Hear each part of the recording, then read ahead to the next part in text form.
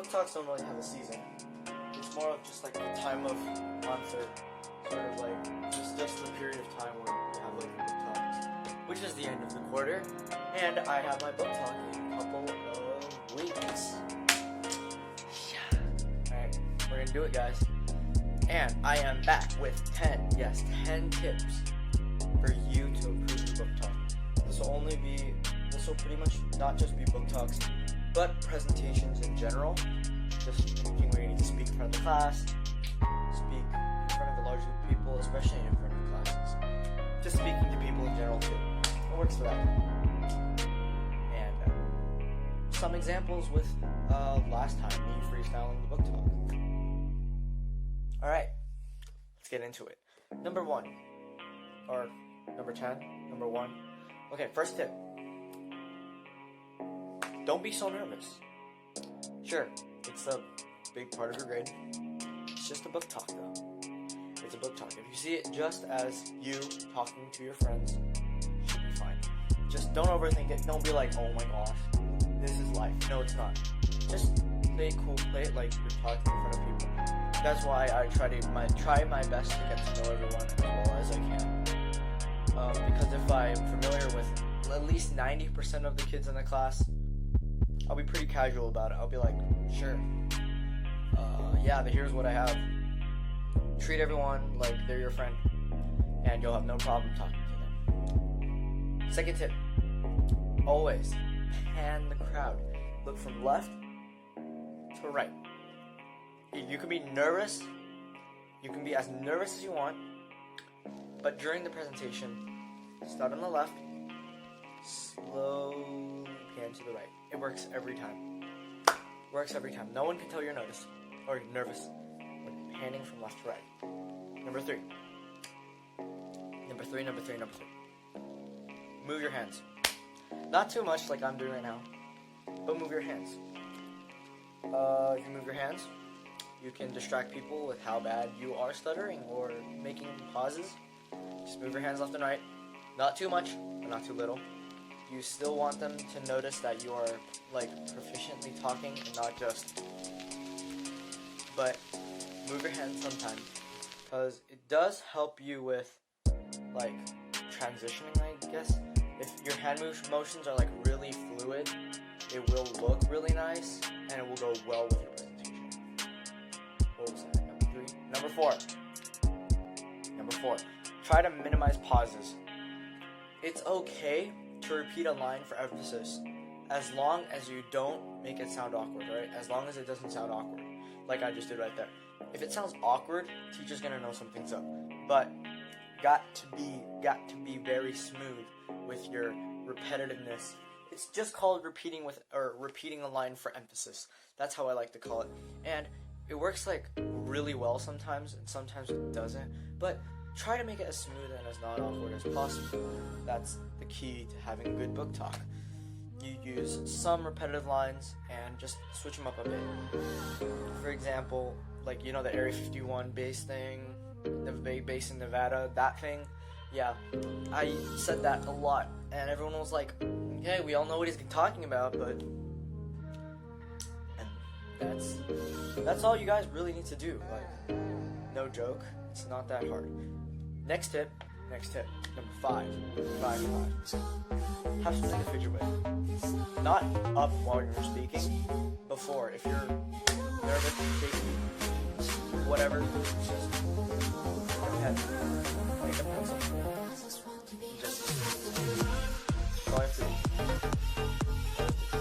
Nothing too big, just follow the pencil. Before, during the presentation, get it all over. Before the presentation, just get it all over. Then you go up there, inspire.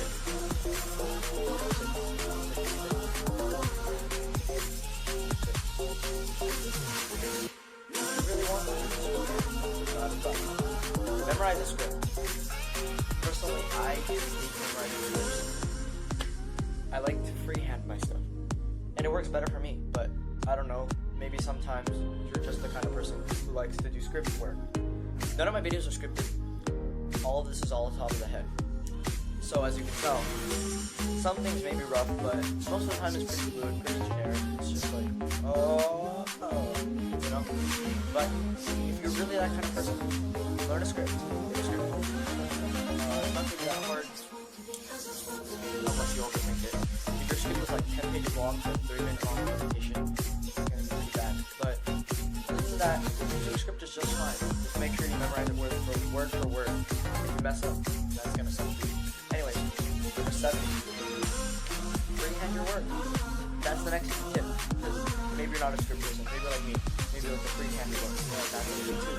But when you freehand your work, make sure you say things that, like, when you say your thing, like for example, when you give your book talk, make sure you're not like overcomplicating everything that you say.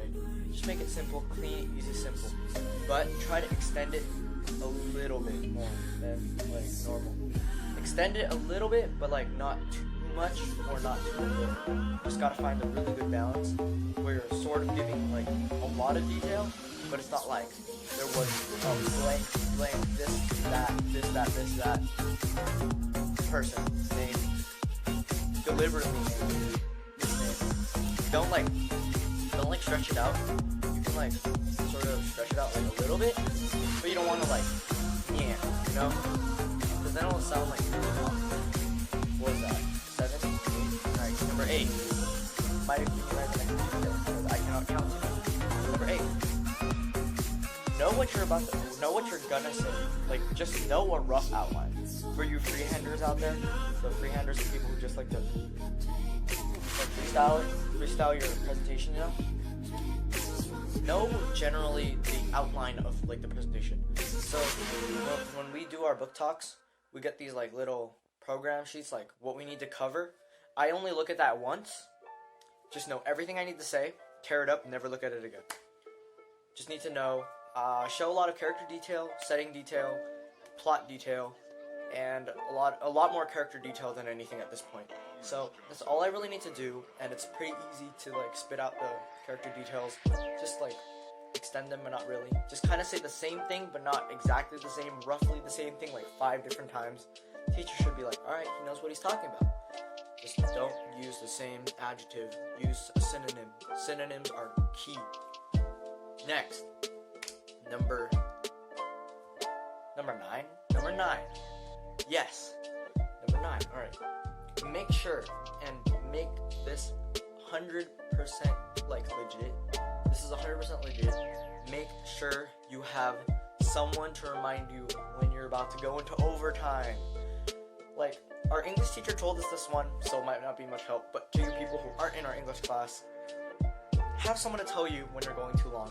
If this is a timed presentation, have someone just like slightly put up the 1 finger when you have 1 minute left, 2 fingers, 2 minutes left. I always like to start from 3, go to 2, go to 1 for my friends. I don't know what works for you, but it works for me, and it's pretty good. And last but not least, the final one. Make sure that you are focused on the presentation. Put all of your brain power to thinking of what you're going to say next. Don't really do anything else. Once you get the hand motions down, it should be all natural. Just let it slide. Anyways, thank you for joining me, and good luck on your next presentation, whether it's a book talk or not a book talk. And I'll see you next time.